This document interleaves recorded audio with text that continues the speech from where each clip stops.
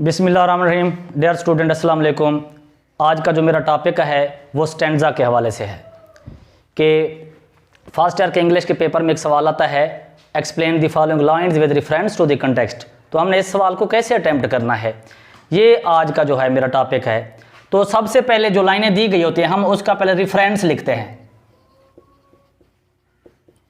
Reference क्या होता है, जिसको हम उर्दू में हवाला मतन कहते हैं। हवाला मतन क्या होता है, उसमें हमने नज़म का टाइटल बताना होता है, मतलब नज़म का उन्वान बताना होता है और पोएट का नाम बताना होता है, और ये 2 नंबर का होता है। तो इसको हम यूं लिखते हैं, दीज लाइन्स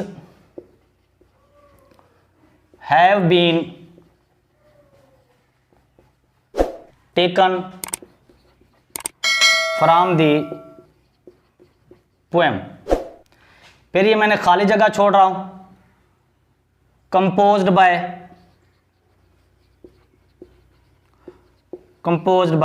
डैश, मतलब ये मैंने पोएम की जगह छोड़ दी और ये मैंने पोएट की जगह छोड़ दी।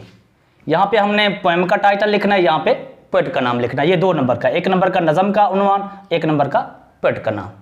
उसके बाद दूसरे नंबर पे हमने हेडिंग देनी होती है कंटेक्स्ट। कंटेक्स्ट क्या होता है, इसको उर्दू में हम सियाको सबाक कहते हैं, और इसका लिटरेरी जो मीनिंग है वो ये है कि हमने ये बताना होता है कि ये जो लाइनें हैं ये नज़म के कौन से हिस्से से है, ये स्टार्टिंग लाइन्स हैं या फ्रॉम द मिडल हैं और द एंडिंग लाइन्स हैं, ये हमने बताना होता है इसमें। लेकिन इसी से यहाँ से बच्चे थोड़ा घबराते हैं, तो इसका मैंने थोड़ा सा आप लोगों को एक सोल्यूशन बता रहा हूँ। हर पोएम का एक सवाल होता है कि what is the central idea of the poem, या what is the main theme of the poem, या what is the moral lesson of the poem. तो उस सवाल का जवाब आप इस कंटेक्स्ट में लिख लें।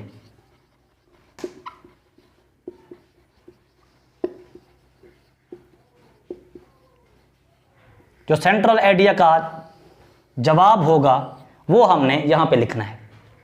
उसके पास तीसरे नंबर पे हमारे पास होता है एक्सप्लेनेशन। और एक्सप्लेनेशन के स्पेलिंग भी अच्छे तरीके से सही याद कर लें, ए के साथ फिर आई नहीं आता, एक्सप्लेनेशन यूं समझ लें। एक्सप्लेनेशन, एक्सप्लेन में क्योंकि आई आता है, लेकिन एक्सप्लेनेशन में आई नहीं आता, तो EXPLANATION एक्सप्लेनेशन।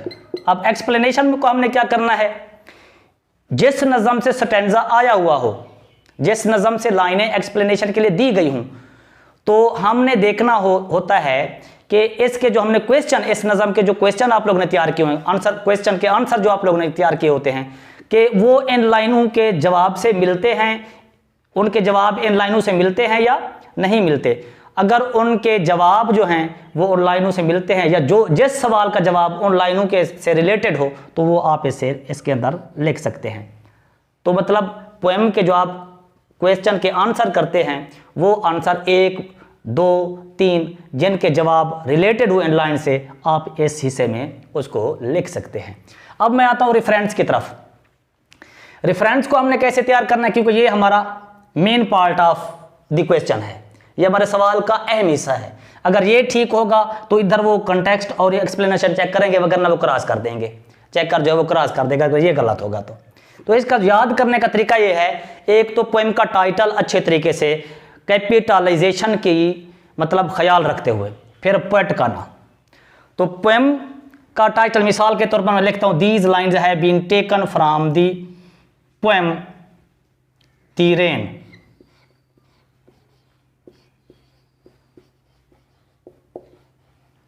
अब इसमें कैपिटलाइजेशन का ख्याल क्या होगा, जितने लफ्जों पर पोएम का टाइटल होगा, हर लफ्ज का पहला हर्फ कैपिटल, जैसे दी का T कैपिटल, रेन का R कैपिटल, और इन्वर्टेड कामाज भी देने हैं।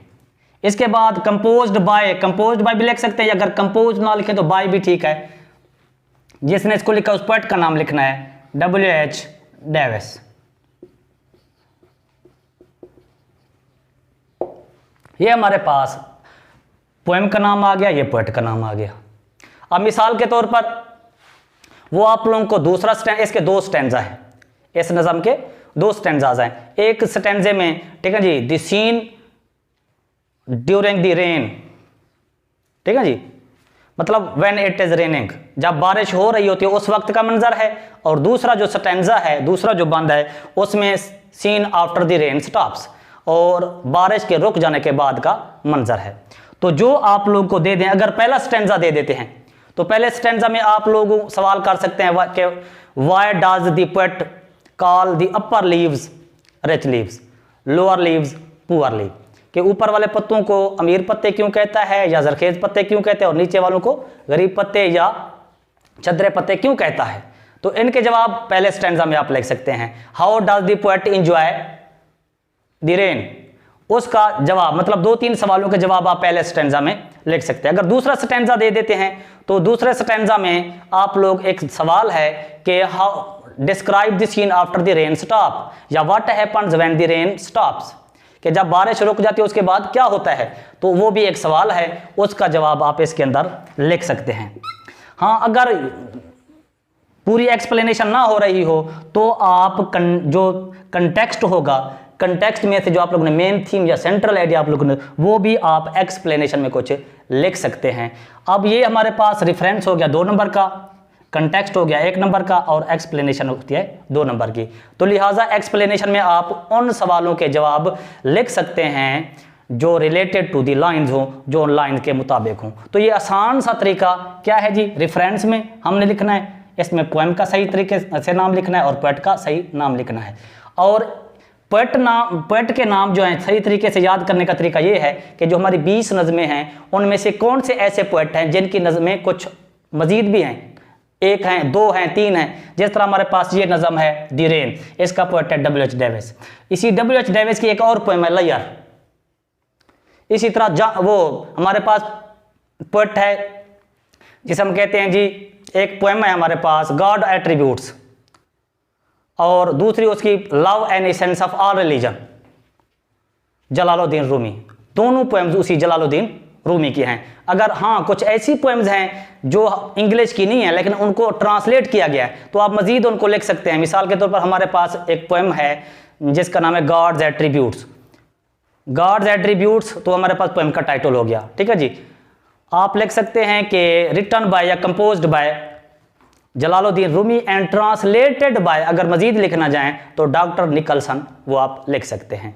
तो सबसे पहले आप लोगों ने टाइटल अच्छे तरीके से याद करना है पोएम का और सही तरीके से लिखना है, फिर पोएट का नाम, फिर कंटेक्स्ट में हमने क्या लिखना है, central idea of the poem. हाँ, अगर आप लोगों को यकीन हो कि ये लाइनें दरमियान से ली गई हैं, शुरू से ली गई या आखिर से ली गई हैं, तो आप लिख सकते हैं these are the ending lines of the poem, या अगर शुरू से हैं तो आप लिख सकते हैं these are the starting lines of the poem. अगर दरमियान में से हैं तो आप लोग लिख सकते हैं these lines are taken from the middle of the poem. और इसी तरह एक्सप्लेनेशन में आप मजीद, अगर आप लोगों को पूरा स्टेंजा दिया जाए तो अगर आप लोगों को राइमिंग स्कीम निकालने का तरीका आता हो तो आप उसकी राइमिंग स्कीम निकाल सकते हैं, लिख सकते हैं कि rhyming scheme of the stanza is, मतलब ये फलां फलां जो बनती हो। अगर उसके बाद थोड़ा सा आप 1 आध लाइन या 1-2 फिक्रे लिख सकते हैं लैंग्वेज ऑफ दी पोएम के बारे में। तो ये आसान सा तरीका, रेफरेंस, कंटेक्स्ट और एक्सप्लेनेशन, बिल्कुल इजी सा तरीका है। आप इसको अगर अमल करें इस पर तो ये काफ़ी हद तक आप लोगों को मददगार साबित हो सकती है। और उम्मीद करता हूँ कि ये मेरी वीडियो आप लोगों को पसंद आएगी, और अगर पसंद आए तो मेरे इस चैनल को सब्सक्राइब करें और मेरी वीडियोज़ को ज़्यादा से ज़्यादा शेयर करें। अपना और अपने दोस्तों का ख्याल रखें। ओके, अल्लाह हाफ़िज़।